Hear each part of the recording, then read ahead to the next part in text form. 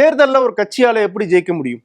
மக்களுடைய வாக்குகள் அதிகமாக கிடைச்சிச்சுன்னா அவங்களால ஜெயிக்க முடியும். அது போக 2 மாற்று வழிகளும் இருக்கு. ஒண்ணு, தங்களுக்கு யாரெல்லாம் வாக்களிக்க மாட்டாங்க அப்படிங்கிற தகவல் கிடைச்சிச்சுன்னா அவங்களுடைய பேர்களை வாக்காளர் பட்டியல இருந்து நீக்கிறது. 2வது, போலியான வாக்காளர்களை வாக்காளர் பட்டியல சேர்க்கிறது. நான் இப்ப சொன்ன இந்த 2 மாற்று வழிகள் மூலமாக தான் பாஜக இந்திய தேர்தல்களில் ஜெயிக்குது அப்படின்னு சொல்லி ராகுல் காந்தியும் எதிர்க்கட்சிகளும் குற்றச்சாட்டு வைக்கிறாங்க. இந்த குற்றச்சாட்டுக்கு வலு சேர்க்கிற வகையில அதிர்ச்சிகரமான ஆதாரங்கள் அடுத்தடுத்து வெளியாகிக்கிட்டே இருக்கு. இந்த ஆதாரங்கள் எல்லாம் தேர்தல் ஆணையத்தினுடைய நம்பகத்தன்மை மேல பெரிய கேள்வியை எழுப்புது. அப்படி என்ன ஆதாரங்கள் வெளியாச்சு, அதை பத்தி தான் இந்த வீடியோல பார்க்க போறோம். இது டிகோட் பை வெங்கட்.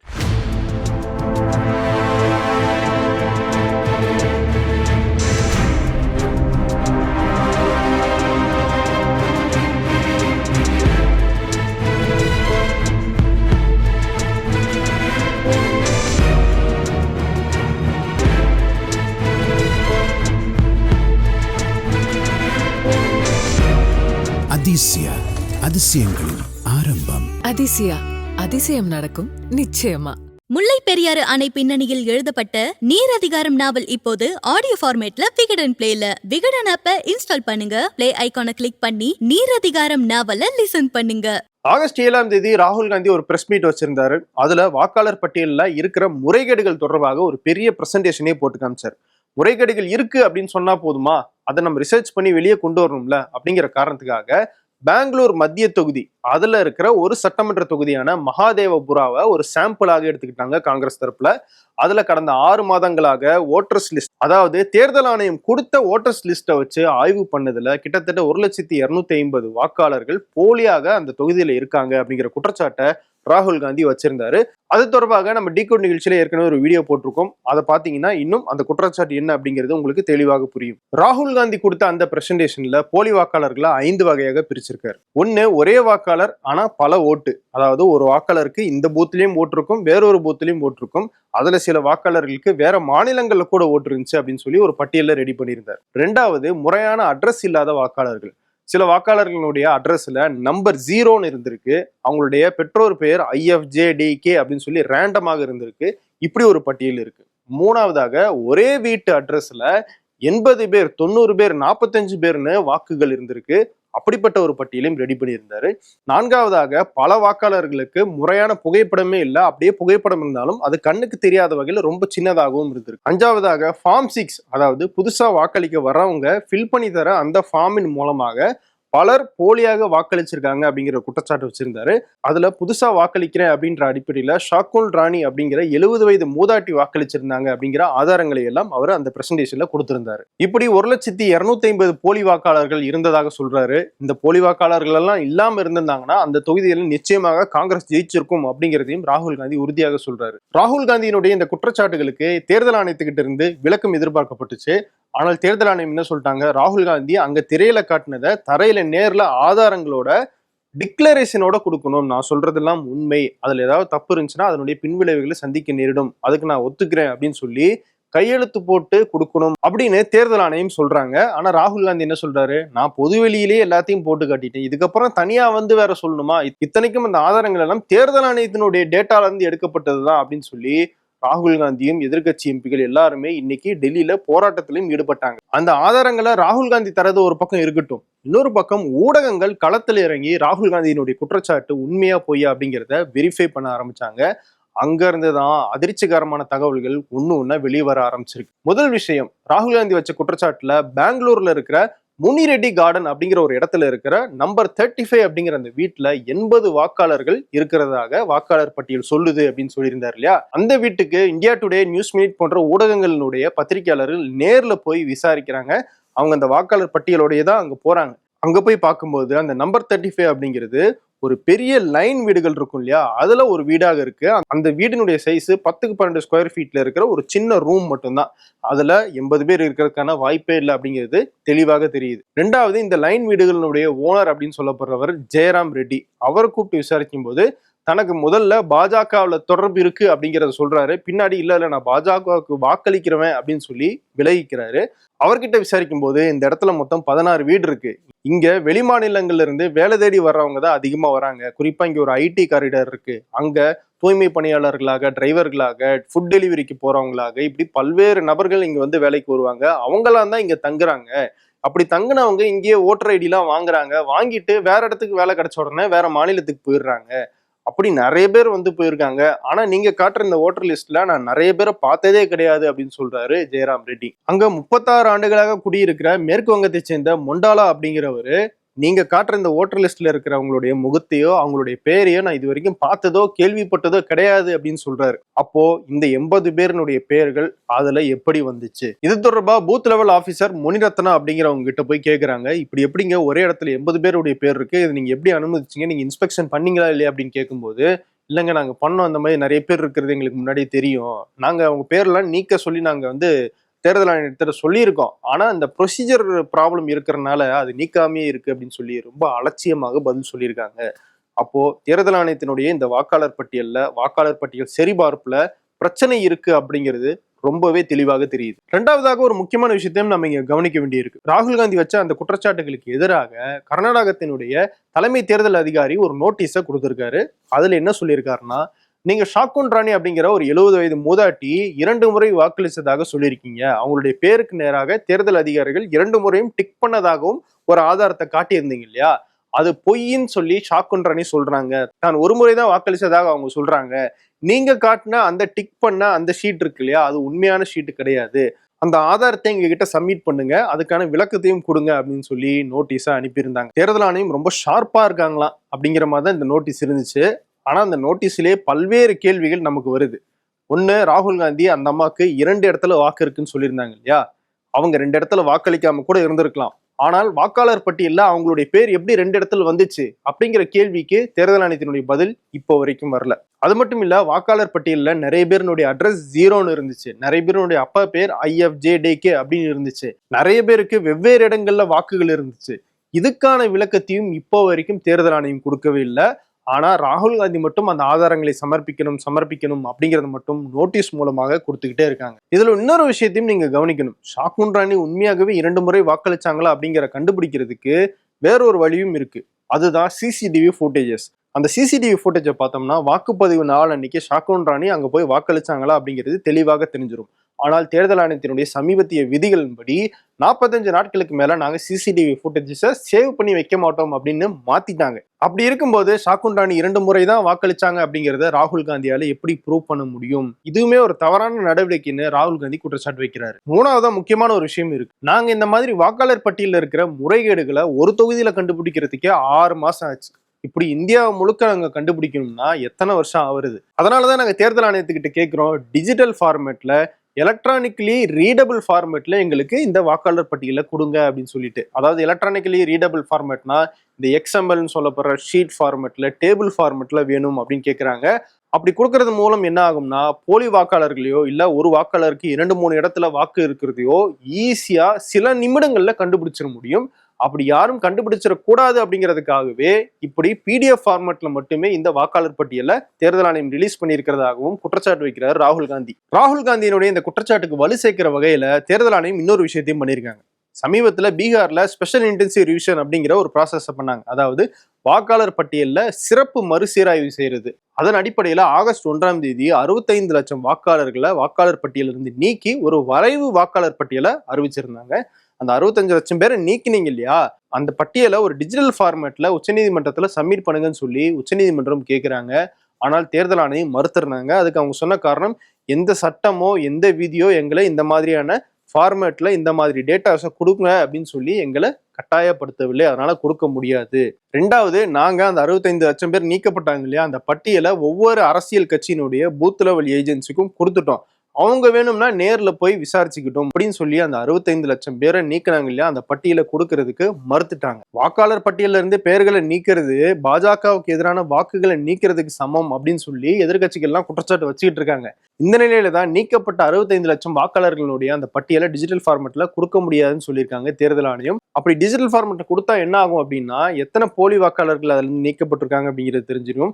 எத்தனை இஸ்லாமியர்கள், எத்தனை இந்துக்கள், யார் யாரெல்லாம் நீக்கப்பட்டிருக்காங்க, எந்த வகையில நீக்கப்பட்டிருக்காங்க அப்படிங்கிற அந்த பேட்டர்ன் தெரிய ஆரம்பிச்சிடும். அப்படி தெரிஞ்சிச்சுன்னா அது பாஜகவுக்கு சாதகமா இருக்கா இல்லையா அப்படிங்கிற அந்த கிளாரிட்டியும் நமக்கு கிடைச்சிடும். ஸோ அதெல்லாம் தெரிஞ்சிடக்கூடாது அப்படிங்கிற காரணத்துக்காக தான் தேர்தல் ஆணையம் அந்த பட்டியலை வெளியிட மறுக்கிறாங்க அப்படிங்கிற குற்றச்சாட்டை எதிர்கட்சிகள் வைக்கிறாங்க. நீங்க கேட்கலாம், அரசியல் கட்சிகளுடைய பூத் லெவல் ஏஜென்ட்ஸ் கையில தான் அந்த 65 லட்சம் பேருடைய பட்டியல் இருக்கே, அதை பார்த்து அவங்க கண்டுபிடிச்சிடலாமே அப்படின்னு கேட்கலாம்.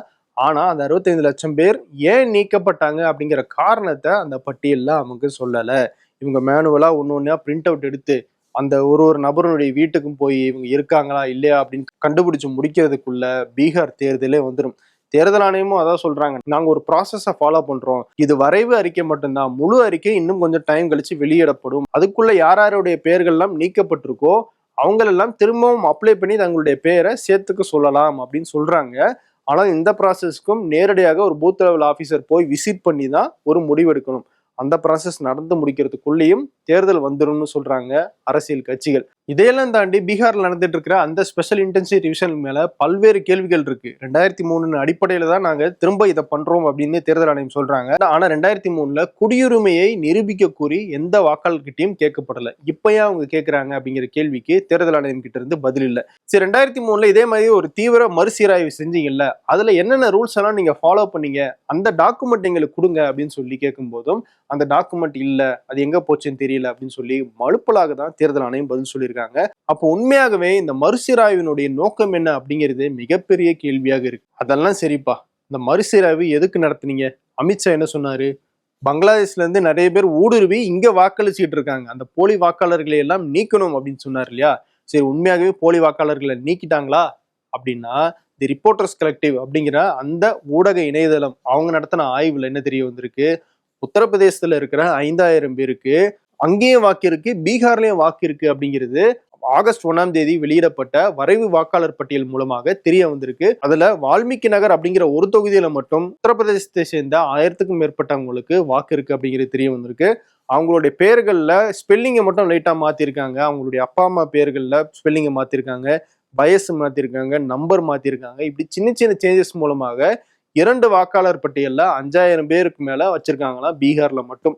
அப்போ போலியான வாக்காளர்களை நீங்க நீக்கினீங்க அப்படின்னு சொன்னது உண்மையா பொய்யா? இந்த வாக்காளர்கள் எல்லாம் இந்த ஸ்பெஷல் இன்டென்சிவ் ரிவிஷன்ல புதுசா சேர்க்கப்பட்டாங்களா இல்ல முன்னாடியே இருந்தாங்களா? அப்படி முன்னாடியே இருந்திருந்தாங்கன்னா நீங்க இந்த ஸ்பெஷல் இன்டென்சிவ் ரிவிஷன்ல ஏன் அவங்களை கண்டுபிடிச்சு அவங்களுடைய பெயர்களை எல்லாம் நீக்கல? அப்போ போலி வாக்காளர்களை நாங்க நீக்கிட்டோம் அப்படின்னு சொன்னீங்களே, அவங்க எல்லாம் யாரு அப்படிங்கிற கேள்விய எழுப்புது. ஏன்னா இந்த ப்ராசஸ் தொடங்கும் போதே சொன்னாங்க, 1 மாத இடைவெளிக்குள்ள ஒரு மாநிலம் முழுக்க இப்படிப்பட்ட ஒரு ப்ராசஸ் நடத்துறது அப்படிங்கிறது ரொம்ப சிக்கலானது, நடைமுறை சிக்கல் இருக்கு, அதை தாண்டி எரர் நிறைய வர வாய்ப்பு இருக்கு அப்படின்னா குற்றச்சாட்டுகளை எதிர்கட்சிகள் வச்சிருந்தாங்க. அதையெல்லாம் தாண்டி நாங்க ரொம்ப அக்யூரஸியா பண்றோம் அப்படின்னு சொல்லி தேர்தல் ஆணையம் இதை பண்ணாங்க. இன்னொரு விஷயத்தையும் சொல்றேன், இதே பீகார்ல ஆமீன் அப்படிங்கிற ஒரு வில்லேஜ்ல 230 பேருக்கு நம்பர் 3ன்னு எண் போட்ட ஒரு வீட்டுல வாக்கு இருக்கிறதாக வாக்காளர் பட்டியல் வெளியாகி இருக்கு. அங்க போய் ஊடகத்தினர் அந்த வீட்டுல இருக்கவங்களை விசாரிக்கும் போதுதான் சொல்றாங்க, பூத் லெவல் ஆபீசர்ஸ் எங்க கிராமத்துக்கே வரல, அவங்களா ஒரு நம்பர் போட்டு எங்களுக்கெல்லாம் வாக்கு இருக்கு அப்படின்னு சொல்லி இஷ்டத்துக்கு எழுதி விட்டாங்க, அதனாலதான் 230 பேருக்கும் ஒரே வீட்டுல வாக்கு வந்திருக்கு அப்படின்னு சொல்றாங்க. அப்போ பூத் லெவல் ஆபீசர்ஸ் இவ்வளவு தூரம் அலட்சியமாக செயல்பட்டு இருக்காங்க, அவங்கள தேர்தல் அதிகாரிகள் சரியாக கண்காணிக்காம இருந்திருக்காங்க அப்படின்னா இந்த ஸ்பெஷல் இன்டென்சிவ் ரிவிஷன் அப்படிங்கிறது எப்படி முறையாக நடந்திருக்கும் அப்படின்னு நம்ம நம்ப முடியும். இதெல்லாம் இப்ப நடக்கிற விஷயங்கள் தான். இதுக்கு கொஞ்சம் மாதங்களுக்கு முன்னாடி நடந்த சில விஷயங்களும் நான் இப்ப சொல்றேன், அதையும் கேளுங்க. டெல்லி சட்டமன்ற தேர்தல் நடக்கிறதுக்கு முன்னாடி அரவிந்த் கெஜ்ரிவால் ஒரு மிகப்பெரிய குற்றச்சாட்டை வச்சிருந்தாரு. டெல்லியில இருக்கிற தொகுதிகளில் பாஜகவினர் ஃபார்ம் 7 பயன்படுத்தி நிறைய வாக்காளர்களுடைய பெயர்களை நீக்கிறதுக்காக அப்ளை பண்ணியிருக்காங்க அப்படின்னு சொல்லியிருந்தாரு. அதுக்கு என்ன அர்த்தம்னா, ஃபார்ம் 7 அப்படிங்கிறது பெயர்களை நீக்கிறதுக்கோ இல்ல அட்ரஸை மாத்துறதுக்கோ கொடுக்கப்படுற ஒரு ஃபார்ம். அதன் மூலமாக ஒரு வாக்காளர் தன்னுடைய பெயரை நீக்கிறதுக்காகவும் அப்ளை பண்ணலாம். அப்படி இல்லாட்டி ஒரு கட்சியினுடைய பூத் லெவல் ஏஜென்ட் இருக்கார்ல, அவர் இந்த வாக்குகள்லாம் இந்த பகுதி இல்லை, ஆனா வாக்காளர் பட்டியல் அந்த பேர் இருக்கு அப்படின்னு சொல்லி அவரும் அந்த ஃபார்ம் 7 மூலமாக அந்த பெயர்களை நீக்கிறதுக்கு அப்ளை பண்ணலாம். ஆனால் அதுல சில ரெஸ்ட்ரிக்ஷன்ஸ் இருக்கு. ஒரு பூத் ஏஜென்ட்டால ஒரு 10 பேருக்கு மட்டும்தான் அப்படி அப்ளை பண்ண முடியும். அதுக்கு அதிகமாக போனாங்கன்னா அதை அனுமதிக்க முடியாது அப்படிங்கிறது தேர்தல் ஆணையத்தினுடைய விதியிலே இருக்கு. அப்படியே இந்த பூத் லெவல் ஏஜென்ட்ஸ் அப்ளை பண்ணாலும் நேர்ல தேர்தல் அதிகாரிகள் போய் ஆய்வு செஞ்சதுக்கு அப்புறம் தான் அந்த பேர்களை நீக்கணும். ஆனா அரவிந்த் கெஜ்ரிவால் வச்ச குற்றச்சாட்டு என்ன, ஒரு சில தொகுதிகளில் 5000 வாக்காளர்களையும் ஒரு சில தொகுதிகளில் 11,000 வாக்காளர்களுடைய பெயர்களையும் நீக்கிறதுக்காக பாஜகவினுடைய பூத் லெவல் ஏஜென்ட்ஸ் அப்ளை பண்ணியிருக்காங்க அப்படின்னு சொல்லி ஒரு குற்றச்சாட்டை வச்சு இப்போ ஆதாரம் கேட்கிறாங்களே தேர்தல் ஆணையம். அப்போ அரவிந்த் கெஜ்ரிவால் 3000 பக்கத்துக்கு ஆதாரத்தை சப்மிட் பண்ணியிருக்காரு. அந்த ஆதாரத்தின் மேல தேர்தல் ஆணையம் எந்த விதமான நடவடிக்கையும் எடுக்கல. அப்பயும் ஊடகங்கள் களத்துல இறங்கி போய் விசாரிக்கிறாங்க. அப்ப விசாரிக்கும் போது ஒரு சிலர்லாம் அந்த இடத்துலயே 30 வருஷம் 40 வருஷம் இருந்திருக்காங்க. கடந்த 10 தேர்தல்களாக வாக்களிச்சிருக்காங்க. அதே வீட்டுல தான் இருக்காங்க. அவங்களுடைய பேரையும் அந்த பட்டியலிருந்து நீக்கி இருக்கிறது தெரிய வந்திருக்கு. அதுல சிலர் சொல்றாங்க, நாங்க இதுக்கு முன்னாடி எந்த கட்சிக்கு வாக்களிச்சோம் அப்படின்னு சொல்லி பாஜகனுடைய ஏஜென்ட்ஸ் எல்லாம் கேட்டாங்க. நாங்க ஆம் ஆத்மின்னு சொன்னோம். அடுத்த மாசம் பார்த்தா இப்படி வாக்காளர் பட்டியல இருந்து எங்க பேர் நீக்கப்பட்டிருக்கு அப்படிங்கிற ஸ்டேட்மெண்ட் எல்லாம் அவங்க கொடுக்குறாங்க. ஃபார்ம் 7 நோக்கம் என்ன அப்படிங்கிறது நம்மளால புரிஞ்சுக்க முடியுது. போலியான வாக்காளர்கள் இல்ல ஒரு வாக்காளருக்கு 2 இடத்துல வாக்கு இருக்கக்கூடாது அப்படிங்கிற அடிப்படையில் தான் அது கொடுக்கப்பட்டிருக்கு. ஆனா அது செயல்படுத்தும் போது சரியாக நடக்குதா அப்படிங்கிறத தேர்தல் ஆணையம் கண்காணிக்குதா அப்படிங்கிறது தான் மிகப்பெரிய கேள்வி. பல்காக ஒரே இரவுல எல்லாம் பேர்கள் நீக்கப்பட்டிருக்கிறதாக பெரிய குற்றச்சாட்டுகள் ஊடகங்கள் மூலமாக தெரிய வந்துகிட்டே இருக்கு. சரி, இதெல்லாம் எதிர்க்கட்சிகள் வைக்கிற குற்றச்சாட்டு. தேர்தல் ஆணையத்தினுடைய முன்னாள் தலைமை தேர்தல் ஆணையராக இருந்த SY குரேஷி அவருமே தேர்தல் ஆணையத்தினுடைய நடவடிக்கைகள் மேல சந்தேகம் எழுப்பியிருக்காரு.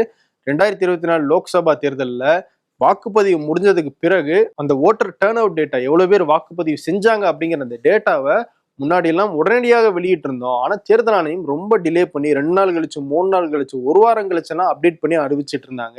அது எதிர்கட்சிகள் அதுக்கு கண்டனம் தெரிவிச்சிருந்தாலும் குரேஷியுமே அது மேல சந்தேகத்தை எழுப்பியிருக்காரு. எதுக்கு இப்படி இவ்வளவு டைம் எடுக்குது அப்படிங்கிறது எனக்கு தெரியல. தேர்தல் ஆணையம் இன்னும் வெளிப்படைத்தன்மையோட இயங்க வேண்டும் அப்படிங்கிறத அவர் வலியுறுத்தியிருந்தார். இதே மாதிரி 2019 அசோக் லாவாசா அப்படிங்கிற ஒரு தேர்தல் ஆணையர், அவர் 2019 மக்களவை தேர்தலினுடைய பிரச்சாரத்துல பிரதமர் மோடி தேர்தல் விதிகளை மீறி பேசுறாரு அப்படிங்கிற ஒரு குற்றச்சாட்டை அந்த தேர்தல் ஆணையர்கள் மீட்டிங்ல பேசியிருக்காரு. அவருடைய கருத்து அங்க பதிவு செய்யப்படவில்லை. அதுல கோபமாகி அவர் தன்னுடைய பதவியை ராஜினாமா செஞ்சுட்டு போனார். தேர்தல் ஆணையம் ஒரு சுதந்திரமான அமைப்பாக இருந்தாலும் பிரதமர் மோடி இப்படி பேசுனதுக்கு எதிராக நம்ம ஏன் நடவடிக்கை எடுக்கக்கூடாது, அப்படி எடுக்கக்கூடாதுன்னு சொல்றீங்களே, இதுமேல் எனக்கு இந்த பதவி வேணாம் அப்படின்னு அவர் உதறி தள்ளிட்டு போனதாக தான் நம்மளால அதை புரிஞ்சிக்க முடியுது. இந்த மாதிரி பல சம்பவங்கள் இருக்கு. சமீபத்துல நீங்க நோட் பண்ணி பாத்தீங்கன்னா கூட தெரியும், கடந்த சில தேர்தல்களாக தேர்தல் என்னைக்கு அறிவிக்கிறாங்களோ அந்த தேதி கரெக்டாக மத்திய அரசுக்கோ பாஜகவுக்கோ நல்லா தெரிஞ்சிருக்கும். ஏன்னா தேர்தல் தேதி அறிவிச்சிட்டாங்கன்னா எந்த திட்டத்தையும் அறிவிக்க முடியாது. தேர்தல் நடத்திய விதிமுறைகள் அமலுக்கு வந்துடும். அதுக்கு முன்னாடி கரெக்டா பிரதமர் மோடி எந்த மாநிலத்துல தேர்தல் நடக்குதோ இல்ல மக்களவை தேர்தல் நடந்துச்சுன்னா என்னென்ன வாக்குறுதிகளை கொடுக்கணுமோ முன்னாடியே கொடுத்துருவாங்க. பணம் சார்ந்த திட்டங்கள் எதா இருந்தாலும் அறிவிச்சிருவாங்க. அது முடிச்சதுக்கு பிறகுதான் இவங்க தேர்தல் அறிவிப்பாங்க. சுதந்திரமான அமைப்பாக இருக்கிற தேர்தல் ஆணையம் எதுக்கு இவ்வளவு தூரம் ஆளுங்கட்சிக்கு இணக்கமாக போறாங்க அப்படின்னு நமக்கு கேட்க தோணுது இல்ல. இப்படி நாளுக்கு நாள் தேர்தல் ஆணையத்தின் மேல இருக்கிற சந்தேகங்கள் வலுத்துக்கிட்டே இருக்கு, குற்றச்சாட்டுகள் கூடிக்கிட்டே இருக்கு. இதுக்கெல்லாம் தேர்தல் ஆணையம் தான் விளக்கம் கொடுக்கணும். அதுக்கு அவங்க கடமையும் பட்டிருக்காங்க. இந்த குற்றச்சாட்டுகளை எல்லாம் யார் வைக்கிறாங்களோ அவங்களுடைய நோக்கத்தை கேள்வி எழுப்புறதுல காட்டுற ஆர்வத்தை தேர்தல் ஆணையம் அந்த குற்றச்சாட்டுகளை எல்லாம் ஆதாரப்பூர்வமாக பொய் அப்படிங்கிறத நிரூபிக்கிறதுல காட்டணும். அப்பதான் தேர்தல் ஆணையத்தின் மேல மக்களுக்கு மிகுந்த நம்பிக்கை ஏற்படும். அப்படி இல்லை அப்படின்னா அது இந்திய ஜனநாயகத்துக்கு ஏற்பட்ட மிகப்பெரிய கரும்புள்ளியாக அமைஞ்சிரும். அந்த பழிக்கு தேர்தல் ஆணையம் ஆளாக கூடாது அப்படிங்கிறது தான் எல்லோருடைய விருப்பமும் கூட. இதுல வேடிக்கை என்னன்னா, இவ்வளவு ஆண்டுகளாக நடந்துகிட்டு இருக்கிற இந்த தேர்தல்கள்ல இவ்வளவு குளறுபடிகள் இருக்கும்போது இவங்க ஒரே நாடு ஒரே தேர்தல் அப்படிங்கிற ஒரு சிஸ்டத்தை கொண்டு வந்து நாங்க தேர்தலை எளிமையாக்குவோம் அப்படின்னு பேசிட்டு இருக்காங்க. இந்த குற்றச்சாட்டுகளுக்கும் இந்த சந்தேகங்களுக்கு எல்லாம் சரியான விளக்கம் கொடுக்காம எப்படி நம்ம அந்த ஒரே நாடு ஒரே தேர்தலை ஏற்கிறது? இந்த விவகாரத்துல வேற என்னென்ன நடக்குது அப்படிங்கிறத பத்தி எல்லாம் தொடர்ந்து வேறொரு வீடியோல பார்க்கலாம். நன்றி. அதிசயங்களின் ஆரம்பம். அதிசயம் நடக்கும் நிச்சயமா. முல்லை பெரியாறு அணை பின்னணியில் எழுதப்பட்ட நீர் அதிகாரம் நாவல் இப்போது ஆடியோ ஃபார்மேட்ல விகடன் பிளேல. விகடன் ஆப்பை இன்ஸ்டால் பண்ணுங்க. பிளே ஐகானை கிளிக் பண்ணி நீர் அதிகாரம் நாவலை லிசன் பண்ணுங்க.